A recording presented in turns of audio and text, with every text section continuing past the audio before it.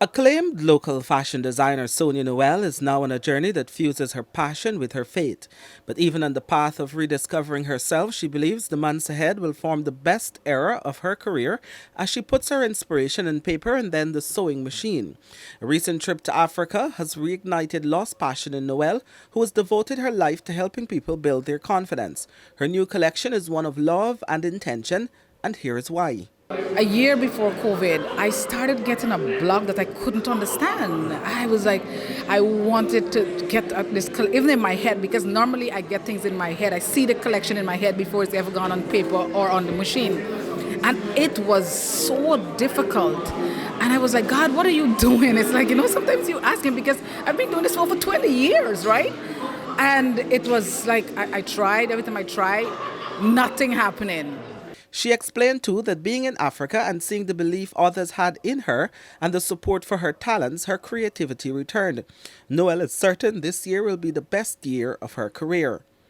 Until I went on the continent of Africa.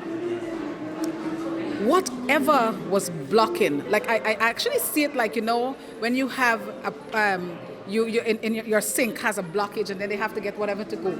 I'm telling you, the first day that I went on that continent, there was just something that shifted and my creativity just started. It's like a light bulb just went off. And I was like, oh my gosh, I'm back. I felt I was back. Sunday's gathering at the Tower Hotel Main Street was only introduced to a snippet of the collection, with a big show planned for later this year to showcase the collection. As today here, I look around, I see my Vivian Dash, my first model. She's there. Rudy Saul, he was the first cameraman. Sean, my today felt like the old new. Like the ones that were there so much, they are present in the room, and that's why it feels so great. And I know the best is yet to come, because this here today is a snippet of the real collection. Today is going to get some of the most simple ones, but later in the year we're going to have a show with the full collection. And what I'm happy about today is young artists like young Cameron, Alice Cameron, and then we have our local wine tasting, and then we have the sculpture. I love he has a thing there with coffee. He has a sculpture there with coffee and so many things of iconic African images. So it's all blending. It tells a story.